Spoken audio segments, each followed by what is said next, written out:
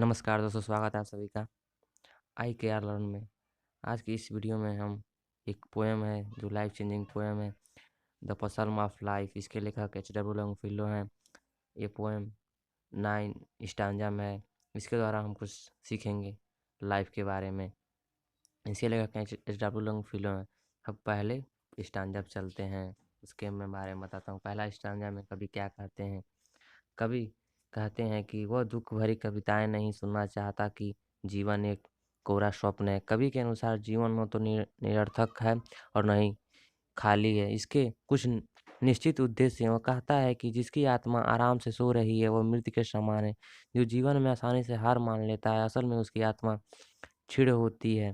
जैसा कि हम जानते हैं कि इस चीज़ें उतनी आसान नहीं है जितना की प्रतीत होती हैं। इसलिए हमें जीवन के प्रति सक्रिय व ईमानदार होना चाहिए। हमें निष्क्रियता को त्याग देना चाहिए क्योंकि हम यहाँ किसी उद्देश्य को पूरा करने आए हैं।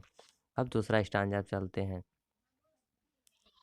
कवि कहते हैं जीवन के लक्ष्यों का वर्णन करते हुए कवि कहते हैं कि जीवन वास्तविक और गंभीर है। इसका लक्ष्य केवल आनंद के साथ रहना व मृत्यु का इंतजार करना नहीं है। हम सब मरने के लिए ही पैदा हुए हैं, इसलिए प्रत्येक क्षण को गंभीरता से जीना चाहिए जिससे कि हम सभी उद्देश्यों की प्राप्ति कर सकें। कवि कहता है कि हम सब मिट्टी से बने हैं और मृत्यु के बाद हमें मिट्टी में ही मिल जाना है। ये शब्द केवल शरीर के लिए कहे गए हैं, न कि आत्मा के लिए, क्योंकि आत्मा कभी नहीं मरती, यह तो अमर है। अब थर्ड स्टांजा पे चलते हैं।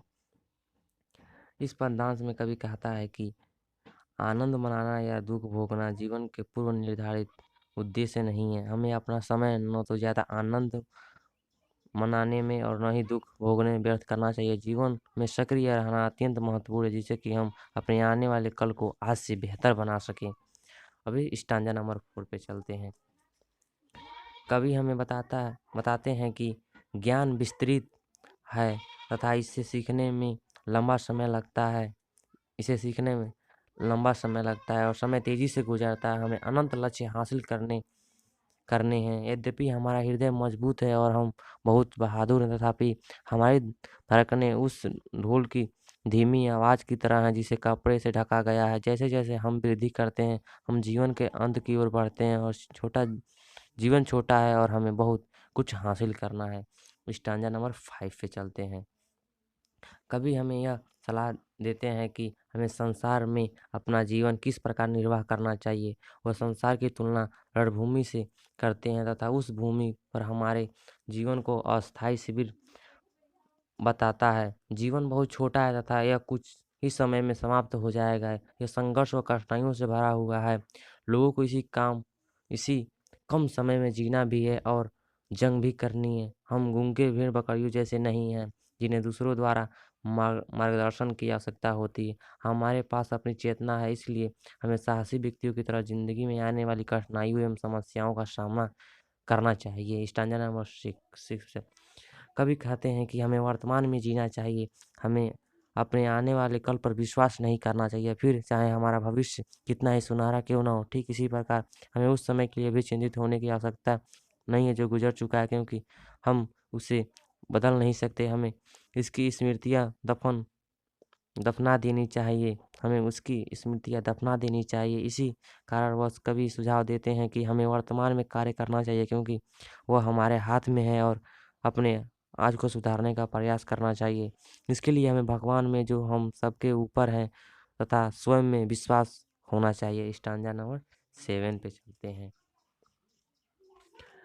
कवि कहते हैं कि महान पुरुषों का जीवन हमें उनके महान कार्यों की याद दिलाता है और हमें प्रेरित करता है। इन्हीं महान पुरुषों के समान हम भी मरने के बाद महान कार्यों द्वारा अपने कदमों के निशान छोड़ सकते हैं। उनके प्रेरणादायक कार्य ऊंचाइयों को छूने में हमारी मदद करेंगे।